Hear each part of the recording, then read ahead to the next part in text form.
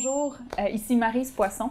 Je suis directrice des initiatives sociales au collectif Bienvenue, aussi chargée de cours en travail social à l'UQAM et membre fondatrice du comité Accès Garderie pour demandeurs d'asile.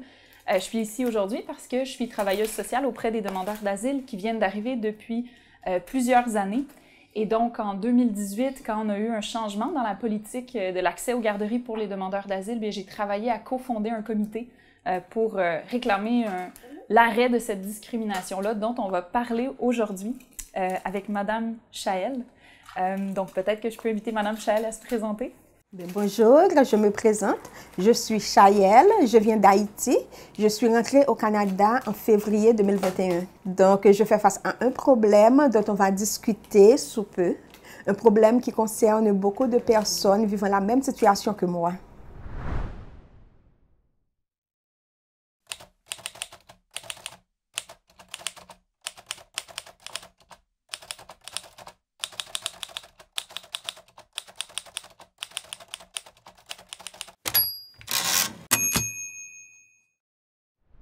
Alors maintenant, pour la mise en contexte de cette discrimination dans l'accès aux garderies, quelques informations. Donc avant 2018, le gouvernement du Québec permettait à une grande partie des demandeurs d'asile d'avoir accès à ce qu'on appelle les places subventionnées. Donc une garderie à un prix très accessible, à 8 $, voire à 4 $, même parfois gratuitement quand les demandeurs d'asile étaient sur l'aide sociale. Donc, les familles pouvaient mettre leurs enfants à la garderie quand ils avaient très peu de revenus ou qu'ils étaient sur l'aide sociale en arrivant au Québec. En 2018, malheureusement, le gouvernement provincial a envoyé une directive aux établissements en réinterprétant négativement le règlement pour l'accès aux places à contribution réduite. Qu'est-ce que ça veut dire? C'est une interprétation du règlement provincial de la part du gouvernement libéral à l'époque. Qui est venu un peu par surprise de nulle part. Personne n'avait vraiment vu venir ce changement de politique-là. Et donc, depuis 2018, tous les demandeurs d'asile n'ont pas accès à cette place subventionnée-là, n'ont pas accès aux places subventionnées. Ce que ça veut dire, c'est des places de garderie qui coûtent souvent 40-45 $ par jour. C'est énorme. On parle souvent de familles qui ont peu de revenus au début, à leur arrivée au Canada. Éventuellement, il se trouve un... Et vous voyez, il n'est pas d'accord lui non plus. Donc, tout ça, c'était en 2018. Donc, en 2018, on a formé un comité d'action avec des intervenants, des professionnels de la santé, des organismes communautaires et on a fait beaucoup de démarches pour apporter notre point de vue au gouvernement provincial. En 2019, on a réussi à rencontrer le ministre de la Famille, M. Lacombe, sur cet enjeu-là, avec des mères demandeuses d'asile pour lui porter notre message sur la précarité que ça emmenait pour les parents et les enfants. Le ministre Lacombe a été ouvert, mais n'a pas changé sa politique. Depuis 2019, on a fait énormément d'actions pour essayer d'emmener l'attention sur les impacts de cette politique-là, de cette discrimination-là, jusqu'à tout récemment, en 2022. Cette année, en 2022, on a travaillé avec les partis d'opposition à l'Assemblée nationale pour tenter d'amener un amendement à la loi sur l'accès aux garderies.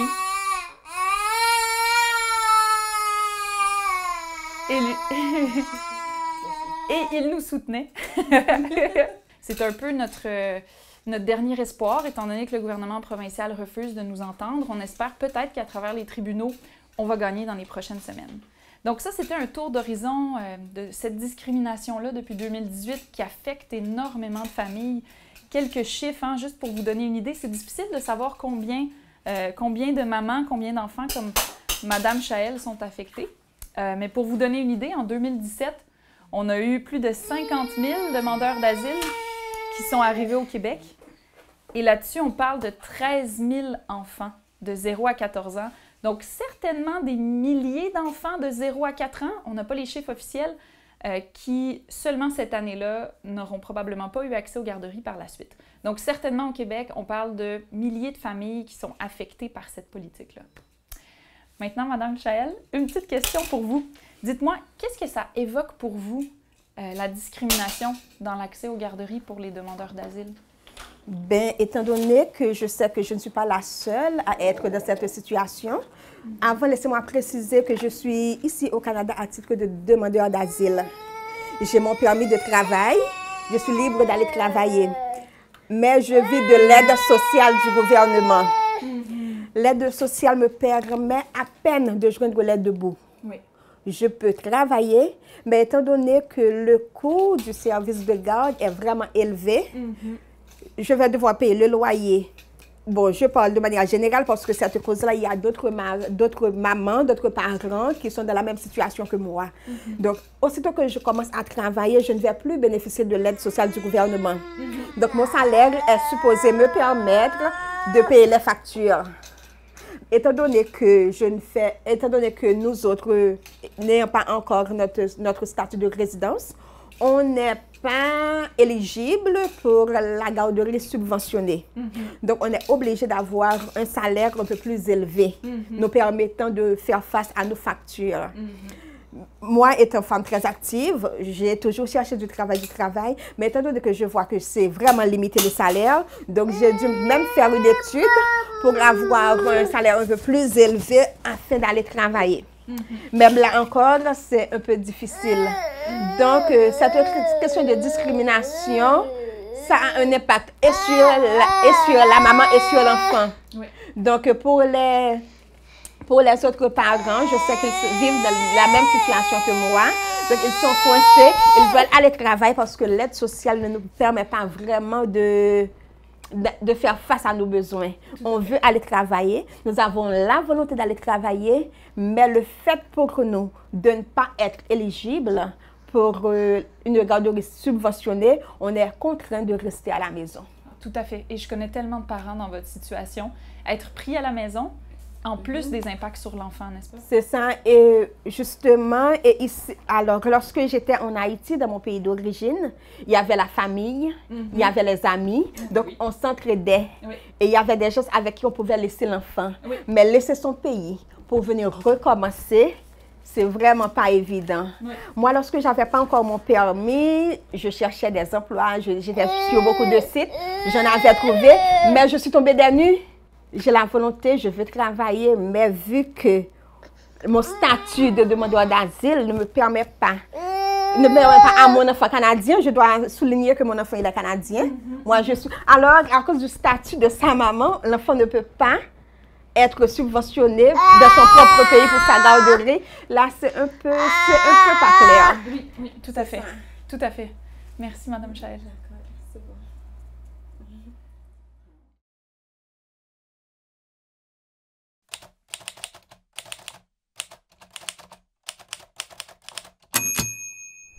Parlons un peu plus maintenant de qu'est-ce que ça vous fait vivre dans votre vie, cette problématique-là. Je pense que c'est important pour réaliser à quel point c'est une discrimination qui a un grand impact sur la vie des demandeurs d'asile. Parlons un petit peu plus de votre situation à vous. Je peux commencer par introduire ce que la recherche et ce que nous, nos observations comme travailleuses sociales nous disent. Les demandeurs d'asile qui n'ont pas accès aux garderies, définitivement, ça a un impact à la fois sur les parents et sur les enfants, n'est-ce pas? Donc, d'ailleurs, on a une pédiatre extraordinaire qui est dans notre comité, qui s'appelle Gillian Marnes, qui a publié une étude là-dessus en 2018. Elle a fait des entrevues avec 33 parents qui lui ont confié les impacts du non-accès aux garderies. Donc, pour les enfants, qu'est-ce que ça veut dire? Définitivement, ça veut dire des barrières pour leur développement. Parce qu'un enfant qui est pris à la maison avec ses parents, même si les parents ont la meilleure volonté du monde, puis c'est les meilleurs parents au monde, hein, mais quand même, les enfants ont besoin d'être avec d'autres enfants. Ça, c'est certain pour leur développement. Donc, le fait d'être pris à la maison, c'est définitivement un enjeu pour que l'enfant se développe. Et là, c'est encore pire pour tous les enfants demandeurs d'asile qui ont des troubles de langage. Peut-être aussi les enfants qui sont dans le spectre de l'autisme. On a vu beaucoup d'enfants aussi demandeurs d'asile pris à la maison avec ces enjeux-là de développement. C'est encore pire pour eux parce qu'ils n'ont pas accès facilement à des services de dépistage et aussi de l'aide pour se développer. Donc, ça a aussi un impact pour tous les enfants dont les parents ne parlent pas français. Vous pouvez imaginer un enfant qui est à la maison pendant 3 ans, 4 ans peut-être, qui entre éventuellement au primaire, puis qui n'a jamais parlé français avec personne. Cet enfant-là part avec un énorme retard. Bon, votre enfant, lui, va probablement apprendre le français, mais pour toutes les familles qui ne parlent pas français, définitivement, c'est très négatif pour les enfants. Et ça, on a beaucoup de milieux scolaires qui nous le disent présentement, les enfants demandeurs d'asile qui arrivent en première année là, à la maternelle, qui n'ont pas eu la garderie, définitivement, ils arrivent avec un retard qui n'est pas la faute de leurs parents. Puis là, maintenant, les parents, on va en parler avec vous aussi, mais on peut imaginer des parents qui sont pris à la maison, qui ne peuvent pas travailler, qui peuvent aussi parfois pas apprendre le français, ils ne peuvent pas faire de cours de français ou très difficilement, sauf dans certains milieux communautaires qui se mobilisent, là, comme des héros, ils réussissent à ouvrir des haltes garderies en même temps que les cours de français, mais sinon, c'est très difficile. Donc, pour le travail, qu'est-ce que ça veut dire être pris à la maison, pas pouvoir sortir de la maison pour les parents? Ça veut dire des enjeux pour s'intégrer, ça veut dire énormément d'isolement aussi. Il y a des parents qui vont quand même être très résilients, qui vont réussir à garder courage dans la situation, mais pour certains parents, nos observations, c'est qu'être pris à la maison, c'est aussi un enjeu pour leur santé mentale. C'est un enjeu de ne pas réussir à sortir de la maison, à avoir un rôle dans la société. Être actif dans la société, c'est tellement important pour se sentir bien, pour les parents aussi. Donc vraiment, nous, on observe beaucoup d'impact pour les parents, pour les enfants. Là, j'ai hâte d'entendre un peu plus de votre expérience, Madame Chaël. Comment vous trouvez ça comme parent demandeuse d'asile, mais aussi ce que vous observez pour votre enfant? Qu'est-ce que ça cause, cette discrimination-là? Ben, je dois vous dire, moi-même, Chaël, je suis une femme très active. Ah oui? Dans mon pays, je n'étais jamais restée à la maison. J'avais toujours des activités à faire. Donc, la situation oblige que je laisse mon pays, que je vienne ici m'installer au Canada. Oui. D'ailleurs, les parents, ils veulent toujours le mieux pour leurs enfants. Certains parents s'oublient pour offrir le meilleur à leurs enfants. Moi, je me suis trouvée coincée entre 4 murs avec un enfant dans un pays étranger. Or, il y a tellement à découvrir, il y a tellement d'endroits à fréquenter, mais je suis coincée. J'ai la volonté, je veux, j'ai hâte. Mais en quelque sorte, le gouvernement me retient captive à la maison. Oui. Et votre profession en plus? Mon profession, voilà. Pour moi-même, lorsqu'un enfant vit, mon enfant, il a 2 ans, donc il vit avec moi. Donc il est accro, il est dépendant de moi. Il ne s'ouvre pas au monde extérieur. Il est un peu agressif quand il voit d'autres personnes. Il a toujours tendance à taper, à donner des coups. Il se méfie de tout le monde. Mais ça, c'est pas normal pour un enfant. Et aussi, il a bon, je parle français heureusement, mais lui, il a un retard de langage. J'ai une fille aussi, je dois vous dire que j'ai une fille, maintenant elle a 9 ans, mais à 2 ans, ma fille chantait. J'étais en Haïti, on avait de la famille, elle était en garderie, elle chantait, elle parlait, elle gazouillait, mais lui ne parle pas, il a un retard de langage. Moi, ok, je vois qu'il a un retard de langage, mais il y a des retards qui ne se manifestent pas. C'est pas un enfant qui est épanoui. Oui. C'est pas, ok, essayez de prendre un enfant de 2 ans, du même âge que lui, qui est en service de garde, et celui-là qui est fermé à la maison. Oui. C'est vraiment 2 enfants différents. J'aurais pas voulu ça pour mon fils. Définitivement, oui. Et moi, je pense qu'effectivement, en garderie, cet enfant-là, il aurait du soutien. Certainement. Il y aurait des éducatrices qui ont une formation et qui ont aussi vraiment une vision de développer l'enfant. Tout à fait. Imaginez-vous un enfant fermé jusqu'à 2 ans avec sa maman. Le premier jour qu'il va en service de garde, ce sera vraiment un sacrifice pour lui. Définitivement, oui.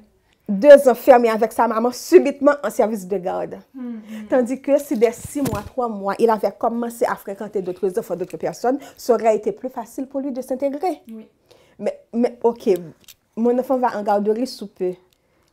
Je me demande combien de temps il va falloir pour qu'il commence vraiment à s'intégrer, à s'habituer aux autres enfants. Mais là, il va souffrir parce qu'il n'a pas cette habitude. Il va commencer sa garderie un peu trop tard. Et il sera vraiment différent des autres enfants. Oui, oui, définitivement. Espérons que ça ne va pas durer trop longtemps, mais quand même, c'est la réalité. Oui. Là, c'est pour mon enfant. Mais pour moi, en tant que mère, je n'ai presque pas de vie. Alors, je suis vraiment consciente avec mon enfant. Parfois, je cuisine avec mon enfant au bras. Et je sais que l'écran, ce n'est pas bon pour mon enfant. Mais parfois, je suis obligée de le lui donner pour que je m'occupe un peu de la maison. Pas même de moi, de la maison. Parce qu'avec un enfant qui traîne partout, je dois toujours balayer, je dois toujours m'assurer à ce que la maison est propre. Oui. Et je parle pour moi, mais c'est le quotidien des parents qui n'ont pas aussi accès à la garderie. Oui. Oui, et comme bien d'autres parents, vous êtes vraiment un exemple de quelqu'un qui est prêt maintenant à être très utile pour la société québécoise. Quel est votre emploi recherché présentement, là? Dites-nous. OK. Présentement, je cherche un emploi en tant que préposé aux bénéficiaires. Mais dans mon pays d'origine en Haïti, je travaille dans l'administration, plus précisément en ressources humaines. Lorsque je n'avais pas encore mon permis de travail, j'étais sur beaucoup de sites à la recherche d'emploi. Mais lorsque j'ai eu mon permis, je vois que, en faisant le calcul, je vois que le taux d'horaire ne me permettra pas de répondre à mon budget. Parce que la garderie, c'est 800 et plus par mois, le loyer et puis les train-train quotidiens. Ce que j'ai fait, parce que actuellement je bénéficie de l'aide sociale, j'arrive à peine, parfois même pas à joindre l'aide debout. Oui. Donc, j'ai dû ne pas payer l'électricité pendant un certain temps pour prendre l'argent pour prendre des cours de préposé aux bénéficiaires. J'ai eu mon cours. Maintenant, là, le salaire est beaucoup plus élevé. Donc, je pense que ça pourra aller mieux. Mais alors, le mieux serait, notre demande est louable. Notre combat est nécessaire. C'est un peu injuste de voir d'autres enfants bénéficier de l'aide du gouvernement, tandis que lui, mais pourquoi? Je passe la serpillière, il court, il fait des va-et-vient. Oui. Parfois, quand il dort, j'en profite pour me baigner. Moi aussi, psychologiquement, je suis accro à mon enfant. Pendant que je suis sous la douche, il dort, mais parfois, je l'entends pleurer. Pourtant, ce n'est pas vrai. Il ne pleure pas. Et je fais tout ce que je fais, je le fais vite. Oui. Surtout s'il dort. Oui. Ça, c'est pas une vie. Oui, exactement. C'est vraiment une situation où vous faites tout pour être à la fois quelqu'un d'utile à la société québécoise et bien élever votre enfant. Voilà. Mais c'est un cycle où on dirait qu'il n'y a pas de solution accessible pour vous. C'est ça. On vous empêche de rentrer sur le marché du travail. Tout à fait. Et là, je suis en santé. J'ai toute ma vigueur. Je suis dynamique. Oui. Après 3-4 ans, est-ce que j'aurai cette force? Oui. Et pourquoi ne pas en profiter maintenant? Hein? Oui. Et j'en profite peut-être pour mentionner que souvent les demandeurs d'asile sont en attente de l'audience très longtemps. En attente de l'audience pendant 2 ans, 3 ans, voire 4 ans. Donc la discrimination dans l'accès aux garderies, ça touche les demandeurs d'asile des années. Donc on peut imaginer un enfant 0-4 ans, hein? Il peut être toute sa petite enfance sans accès à la garderie jusqu'à la maternelle. Jusqu'à la maternelle. Or, les frais de service de garde qu'on va payer, les frais exorbitants auraient pu servir à autre chose. Oui.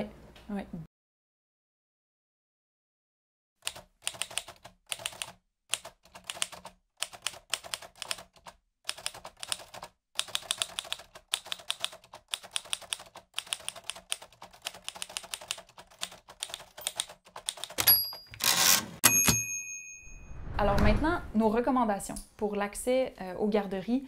Pour nous, le comité Accès Garderie et le collectif Bienvenue, nos demandes sont très claires, très simples aussi. C'est retrouver l'accès aux places en garderie subventionnées pour les demandeurs d'asile et les autres personnes à statut précaire, donc toute personne qui réside ici au Québec. On veut que ces personnes-là n'aient pas de privilèges particuliers, mais aient accès de façon équitable aux services, soit sur les mêmes listes d'attente, puissent appliquer de la même façon pour avoir accès aux places en garderie à 8 $ ou même à 4 $ ou gratuitement, comme tous les autres Québécois s'ils sont à faible revenu. Nos demandes sont très claires pour ça. On a eu notre procès il y a à peine quelques semaines, il y a 3 semaines. On espère vraiment que le juge en cour supérieure va sortir un jugement en notre faveur. On appelle vraiment le gouvernement provincial, si le jugement est en notre faveur, à ne pas porter la cause en appel. On espère vraiment que si on gagne ce jugement-là, il ne sera pas porté en appel par notre gouvernement provincial. Et sinon, le comité Accès Garderie va continuer à faire de la pression politique, à porter la voix de notre mieux des demandeurs d'asile dans cette situation difficile-là.